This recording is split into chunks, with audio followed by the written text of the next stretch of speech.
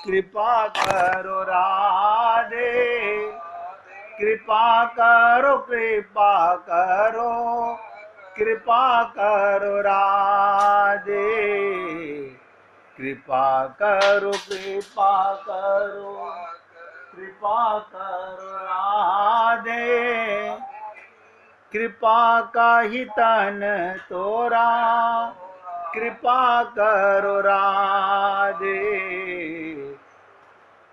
कृपा करो, कृपा करो, कृपा करो राधे, का घट जाए तोरा, कृपा करो राधे।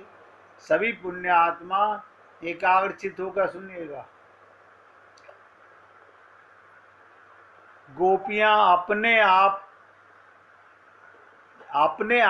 तक को, ध्यान से सुनो, गोपियां अपने आप तक को भी भूलकर, अपने को भूलकर, और आप हम लोग जागते ही मिट्टी का खिलौना जाग जाता है, मैं स्त्री हूं, मैं पुरुष हूं। देखो कमाल की चीज। हाँ, जिस दिन आपको जागते ही आत्म जागृति हो तो समझ लो कल्याण हो गया। आप देख लीजिए, सब अपने आप में नोट कर लीजिए। जागते ही शरीर जागता है, अपने को शरीर मानते हो या आत्मा मानते हो, तो गोपियां अपने आप तक को भूलकर केवल श्री कृष्ण की सेवा करती हैं। अपने शरीर को भी भूल जाना, इस प्रकार गोपियों के जीवन में, ध्यान से सुनो,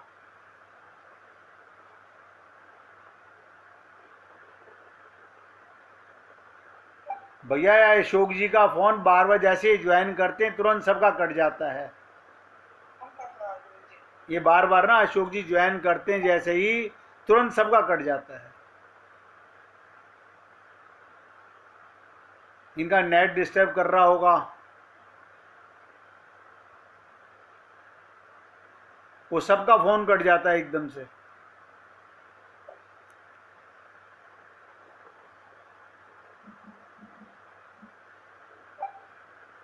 तो कहने का तात्पर्य, अपने आप तक को भूलकर केवल भगवान को प्रेम करना, भगवान को चाहना,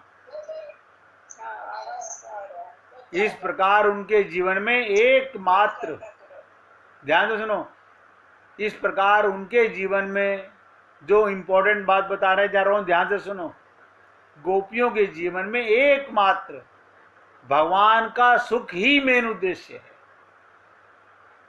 और हमारा स्वार्थ उद्देश्य है। हमारे मन में स्वार्थ की कामना रहती है, यहां तक अपने कुल धर्म का भी त्याग कर देती हैं, कुल धर्म का त्याग कर देती हैं। बहुत कठिन है, कहत कठिन समझत कठिन, साधन कठिन विवेक। इसलिए हमारे प्रियतम को सुख पहुंचे, उनका श्री कृष्ण के पास जाना इसलिए नहीं होता कि वहां जाने से हमें सुख मिलेगा। आपको ऐसा लगता होगा कि गोपियां रास में अपने सुख के लिए गई थी, नहीं नहीं नहीं, अर्धरात्रि में हमारा प्रियतम हमें याद कर रहा है, उसे सुख देने। मैं तो सबसे निवेदन कर रहा हूं, आप सब अपने अंदर झांक कर देखो और नोट करो और अपने मन को धिक्कारो कि कैसा पापी मन है मेरा।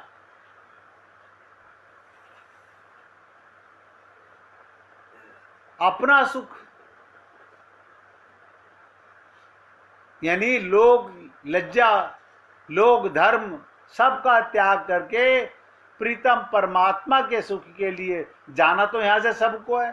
देखो कड़वी बात बता रहा हूं, यहां से सब जाएंगे, क्या आप, क्या मैं, ऐसा कोई नहीं जो परमानेंट रहेगा। हम सब यहां आए जाने के लिए हैं, लेकिन ये अपनेपन का स्वार्थ हमें वापस संसार में लाके पटकेगा। और ये खास तो ध्यान से सुन लो, जिनसे स्वार्थ है उनमें कोई नहीं आओगे, न जाने कहां जाओगे। जिनके साथ हमारा स्वार्थ है उनमें आना भी नहीं होगा।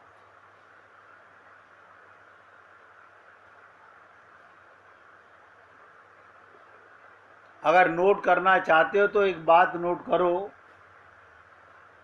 जो हम सबको बार बार डायरी में निकाल के पढ़ते रहना चाहिए। आत्मा तो हमेशा से जानती है, आत्मा तो हमेशा से जानती है सही क्या और गलत क्या है। आत्मा तो आपके शरीर को कोई प्रेम नहीं करती, कहीं आप समझते हो आत्मा प्रेम करती है। और एक विशेष आपको बात और बताना चाहता हूं, कोई भी अपने परिवार में किसी रिश्ते नाते में आत्मा से प्रेम नहीं करते, कोई नहीं करता। ये आपका सूक्ष्म शरीर, मन, बुद्धि, चित्त, ये बिगड़ा हुआ है। तो क्या लिखो, आत्मा तो हमेशा से जानती है सही क्या है और गलत क्या है। चुनौती तो मन को समझाने की होती है। हमारा असली बिगड़ा हुआ मन है।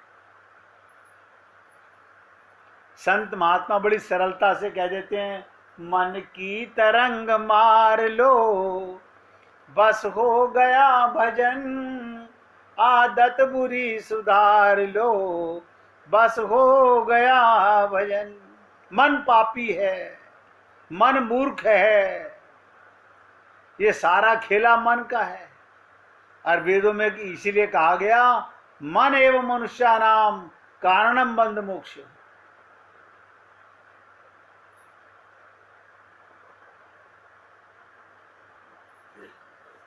आप सब सोचें कि क्या स्थिति है हमारी।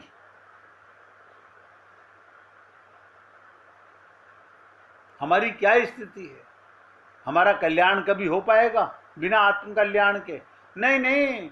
हम तो ऐसा समझते हैं हमारे पास खूब अच्छा शरीर हो, खूब अच्छा परिवार हो और खूब मकान, दुकान, गाड़ियां, नौकर चाकर हों और धन की कमी ना हो, वो यही सबसे बड़ा सुख होता है। अरे तो मिट्टी का सुख है। आत्मा को ये सुख नहीं मिलता किसी चीज से।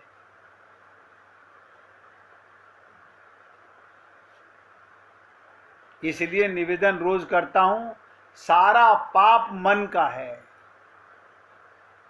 आज ये नोट कर लेना। लोग बोल तो देते हैं हम तुम्हें आत्मा से प्रेम करते हैं। आत्मा से प्रेम कब कर सकते हो? जब उसमें परमात्मा को देखते हो। फिर कोई बूढ़ा जवान नहीं होता, फिर कोई गरीब अमीर नहीं होता, फिर कोई अपना पराया नहीं होता, फिर वो गोपी बन जाती है। जित देखूं तित श्याममयी है। अब ध्यान से सुनेंगे। लक्ष्मी जी की बात मैंने आपको बता दी। अब प्रश्न ये है कि श्री कृष्ण के पाद पद्म की आराधना पद्मा क्यों करती है? लक्ष्मी जी भगवान के चरणों की आराधना क्यों करती हैं? क्योंकि वे तो लक्ष्मी हैं, उनमें ऐश्वर्य है, उनमें ज्ञान है, उनमें आनंद है। वे बड़ी प्रभावशालिनी है। संपूर्ण विश्व का परित्याग करके हैं। बताओ, लक्ष्मी जी ने भी संपूर्ण विश्व का परित्याग करके उन्होंने श्री कृष्ण का वर्ण किया।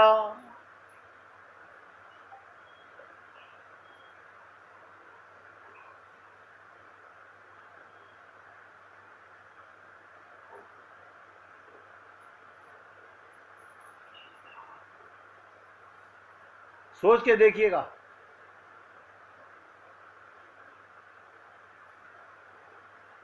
भ्रमर से इस प्रश्न के सामने किशोरी जी एक क्षण के लिए मानो अवाक पड़ गई।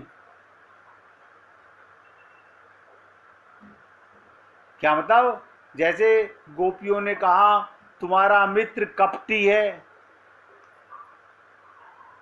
क्या कहा? तुम्हारा मित्र कपटी है। किसके लिए? कृष्ण के लिए।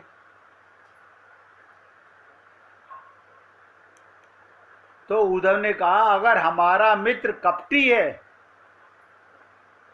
हम भी कपटी हैं, तो लक्ष्मी हमारे मित्र के चरणों की आराधना कैसे करती? उद्धव की इस बात के लिए किशोरी जी भी एक क्षण के लिए अवाक पड़ गई कि ठीक है, लक्ष्मी जी तो श्री कृष्ण के चरणों में रहती हैं। इतना सौंदर्य, इतनी कोमलता भगवान के चरणों के सिवाय और कहीं नहीं है। फिर बोली हाँ भ्रमर जी। उद्धव जी को क्या कहा? भ्रमर जी। आ गई बात समझ में? आप हमको भुलवा नहीं सकते। बात यह है, ध्यान से सुनो, लक्ष्मी जी चक्कर में आ गई क्योंकि वो दिल का तो कपटी है, लेकिन मीठे बोले बोलने वाला है। उत्तम श्लोक के जल्प को उसने जो प्यारी प्यारी मीठी मीठी बत्तियां हाकी होंगी, उनको सुनकर लक्ष्मी जी का चित्त उनके बस में नहीं रहा होगा। जैसे नारद जी बड़े बड़े यशस्वी, उन्होंने लक्ष्मी जी के सामने श्री कृष्ण का यश का वर्णन किया होगा। तो उद्धव जी बोले प्रिया जी आपको ये कैसे मालूम? बोली अरे मालूम क्या, हमसे मीठी मीठी बातें नहीं की क्या उसने? तुमसे क्या मीठी बात नहीं की? हम जानती हैं उसको। आप सोचो, भगवान के एक एक शब्द को, एक एक प्रसंग को गोपियां भली प्रकार जानती हैं, समझती हैं।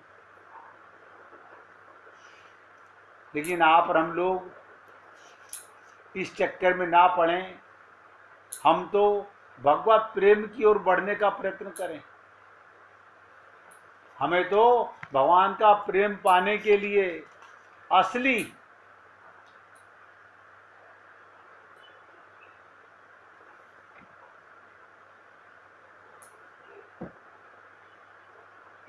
भगवान तो क्या कहते थे?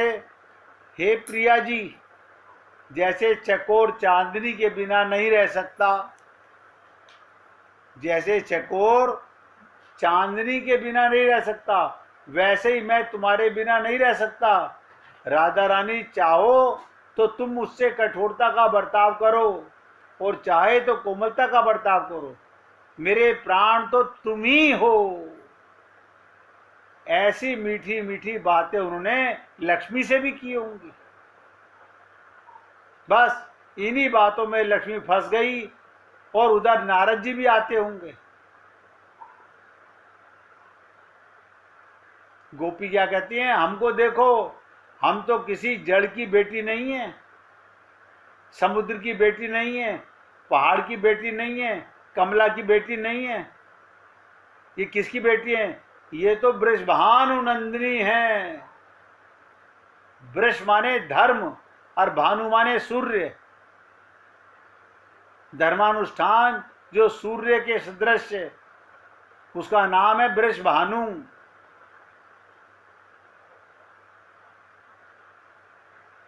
ठीक है, राधा रानी को राइट है कहने का, ये लक्ष्मी तो बावली है, क्योंकि वो उसके दलाल महात्मा लोग नारद जी इत्यादि मीठी मीठी बातें करके उसे बहका करके फंसा देते हैं। तो कहने का तात्पर्य, गोपियां किसी भी कीमत पर सरेंडर करने को तैयार नहीं। जब तक चित्त में किसी भी प्रकार की वासना रहती है, नोट करो, तब तक शुद्ध प्रेम का उदय नहीं होता। किसी प्रकार की वासना, ये मत समझना वासना का मतलब केवल काम होता है। कोई भी किसी प्रकार की भी वासना, कामना, इच्छा होना,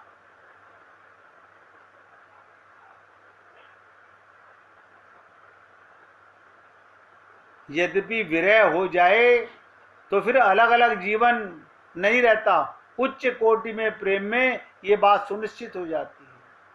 शुद्ध प्रेम में अपने प्रियतम को सब सुख पहुंचाने की लालसा होती है।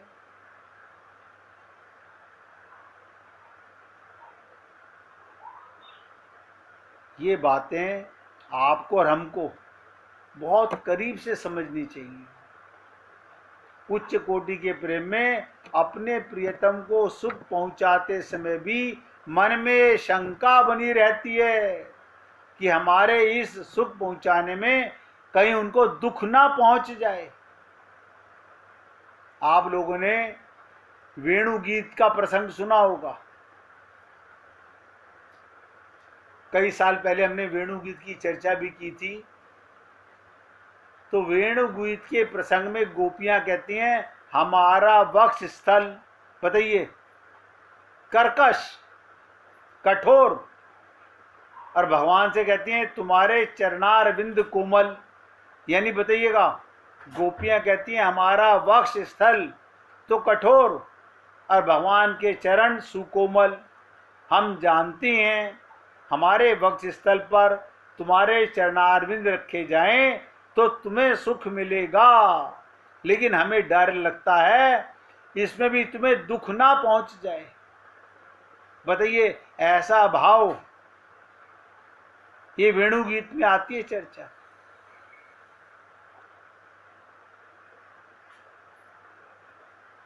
यहां जो प्रसंग चल रहा है उसमें गोपी अपने प्रियतम को दोषारोपण कर रही है। यही गोपी के अतिशय प्रेम का परिचायक है।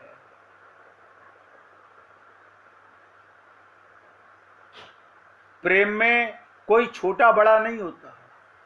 भगवान के साथ संबंध होवे तो कैसा, पूरी एकाग्रता से सुनेंगे। भगवान के साथ हमारा संबंध हो तो कैसा, हमारा संबंध भगवान के साथ बढ़ते बढ़ते इतनी घनिष्ठता प्राप्त हो जाए कि ईश्वर और जीव का भेद मिट जाए। यानी जीव और ईश्वर का भेद मिट जाए। आप बताइए, जब एक पानी की बूंद सागर में समा जाए, एक लहर सागर में मिट जाए, तो सागर और लहर दो रहते हैं कि एक हो जाती है। जीव कब तक रहता है, जब तक उसमें अपना भाव रहता है, मैं। जहां जीव मटा तो आत्मा और परमात्मा तो एक ही भाव के दो नाम हैं। ये बड़े हम छोटे, ये ईश्वर हम जीव, ऐसा भेद ना होकर साधारणीकरण, इसे गोपी के दिव्य उन्माद की दशा प्राप्त हो जाती है। तो गोपी व्याकुल हो करके, आप देखिए हमारे अंदर तो व्याकुलता ही नहीं है। गोपियां व्याकुल हो करके उन्हीं की चर्चा कर रही हैं। उद्धव जी इसको सुन रहे हैं और सोच रहे हैं उद्धव जी, क्योंकि विद्वान व्यक्ति सोचने पे मजबूर हो जाता है, क्योंकि उसकी बुद्धि बार बार लगती है बीच में। वो बार बार लेकिन परंतु ऐसा वैसा प्रश्न पे प्रश्न करता है। लेकिन बुद्धिमान जिसे समझ आ जाता है कि इधर गोपियां व्याकुल उधर भगवान व्याकुल, आग दोनों तरफ बराबर है, तो प्रेम की असली पराकाष्ठा को गोपियों से उद्धव ने जाना। तो गोपियां व्याकुल होकर के चर्चा कर रही हैं, उद्धव जी इसको सुन रहे हैं और सोच रहे हैं कि मैं इनको कौन सा वेदांत समझाऊं। मैं तो समझ रहा था भगवान ने मुझे यहाँ इन्हें ज्ञान देने भेजा है, ये तो वेद की ऋचाएं, मैं इनको क्या बताऊंगा। अब धीरे धीरे रे मना धीरे धीरे सब कुछ होए। अब उद्धव को समझ आने लगा कि कारण कुछ और है। इन गोपियों को मैं नहीं समझाने आया, मैं इनको कौन सा वेदांत समझाऊं और कैसे इनकी व्याकुलता दूर करूं। आप बताइए, किसी जीव में व्याकुलता हो वो कैसे दूर हो। अब हमारे मन में संसार का सुख, शरीर का सुख, शरीर की बीमारी ठीक करने की व्याकुलता हम सबके मन में है। सबके मन में ये कूड़ा करकट की व्याकुलता तो है, आत्मज्ञान की व्याकुलता नहीं। ये भी आपको बता देना चाहता हूं, हमें आत्मज्ञान की भी व्याकुलता नहीं है। और आत्मज्ञान की व्याकुलता हो तो परमात्मा के प्रेम की जिज्ञासा हो। व्याकुलता तो बहुत दूर की चीज है। आप बताइए, किसी ने आज तक ये प्रश्न नहीं किया हमें आत्मज्ञान परमानेंट क्यों नहीं रहता।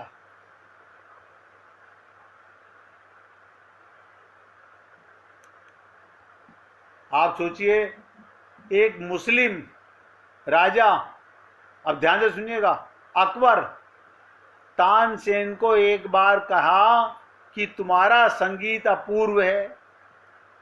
इससे पहले भगवान का कीर्तन करेंगे, फिर सुनाऊंगा। श्री कृष्ण